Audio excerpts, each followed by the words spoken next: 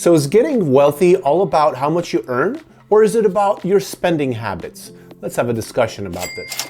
Hey, I am Mr. Maciek. Welcome to the channel. If you're interested in making money, investing in real estate, and generally building your net worth, then please subscribe. This channel is all about that. So I recently had a conversation with a friend, and we were talking about the idea of hustling and making money versus the idea of being disciplined at spending the money that you have, and which way is a better path to wealth. You know, here's my thoughts on this. I would really like to hear what you think about it too, so please drop a comment in the comment section below, and I'd be glad to answer it and kind of start a little dialogue. So one thing you'll see out there is the whole movement about hustle, hustle, hustle. Work hard, play hard, go out there and take over, work 18 hours a day like Gary Vee, and just go about your whole life sacrificing all your time for work and making money. And I do gotta give some merit to that, because if you work hard, you usually get rewarded for it. On the other hand, there's people like Graham Stephan, who's just the biggest cheapskate and proud of it.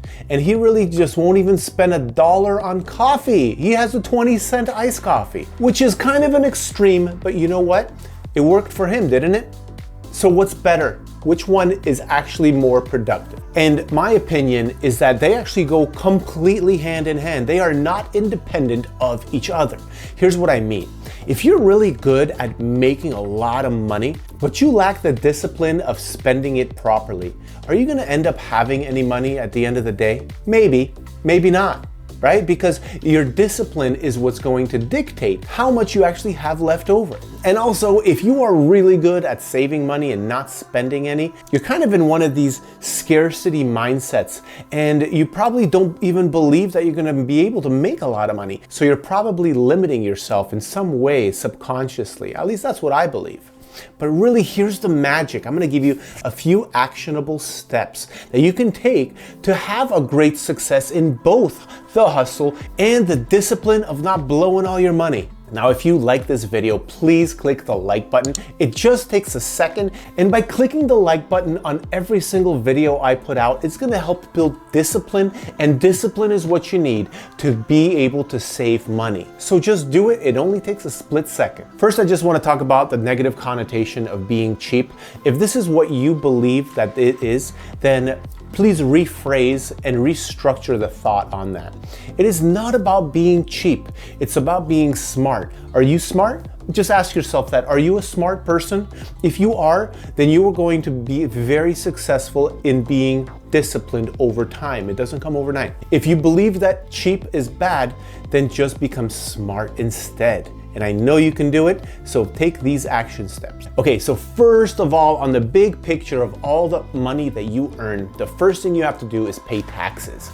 Now, most people that have a W-2 job already have their taxes taken out, which is great because they don't need to build the discipline to put taxes away. But if you are a 1099 employee like myself, I'm a real estate agent. I also have numerous rentals. Those are all owned in LLCs, and I need to actually put tax money away. So first things first, let's put tax money away when you get your paycheck if you are not on a W-2 paycheck. And what I like to do is I just like to put 30%, a little more than I may need to. In Florida, we don't have any income tax. So check your state. Talk to your accountant. They're gonna tell you how much you should put away if you are self-employed. And then let's talk about the rest. Now, this is what I'm gonna use actually as the baseline of how much money you make. Not the top end before taxes, but the money after taxes. And here's the quick formula.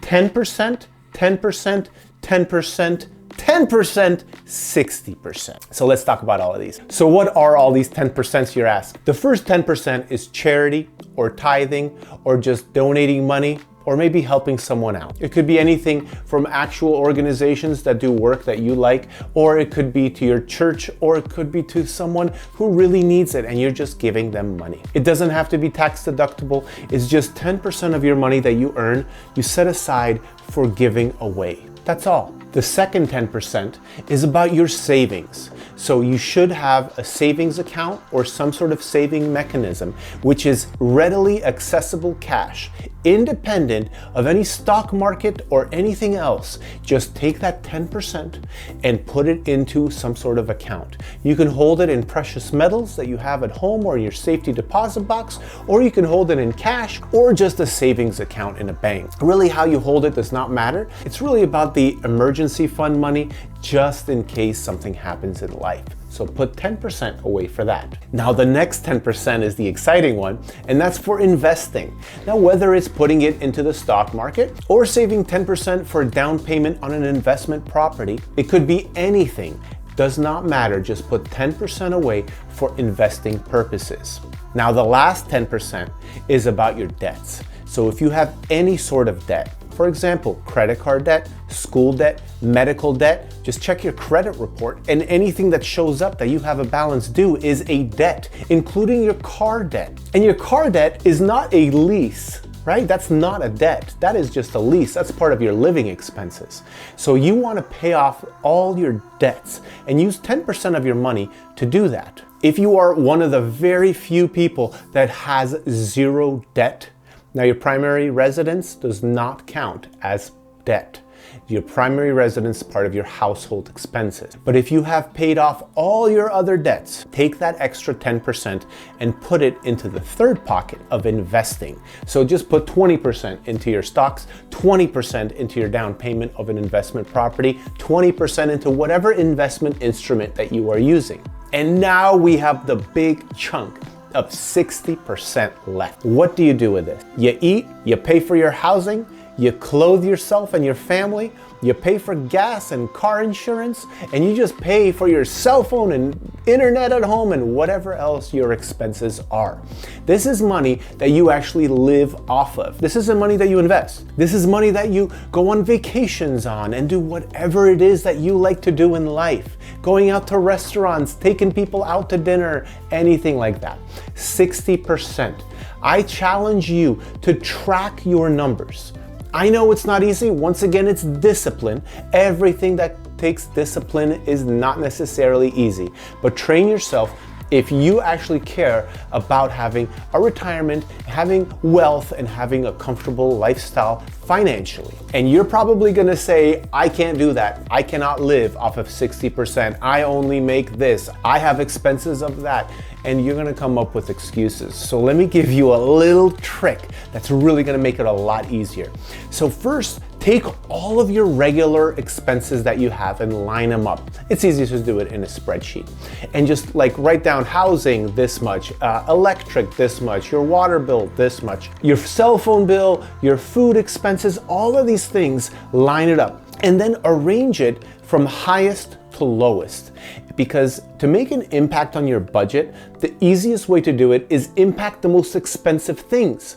So if housing is your most expensive thing, which it is for most people, then see what you can do to reduce the housing expense. Now, you may be in a mortgage, you may not be able to do anything, that's okay. Move down. If you're in a lease, well, guess what? Next, when it comes to renewing time, you don't renew that lease. You go and you downgrade, or you just find something less expensive, maybe a little bit further out of town. Or maybe you go find something where you can put a roommate in and have a shared housing accommodation situation. But arrange it from highest to lowest, and if you can't do anything about the first one, then go down to the second one. For most people, that has to do with their car payment. So now you have a $600 car payment. Can you do anything about that? And maybe yes, maybe no. I don't know. You are going to be paying down that loan because 10% is going to paying down your debts. That's on top of your car payment. You're just putting 10% straight into your debt payoff.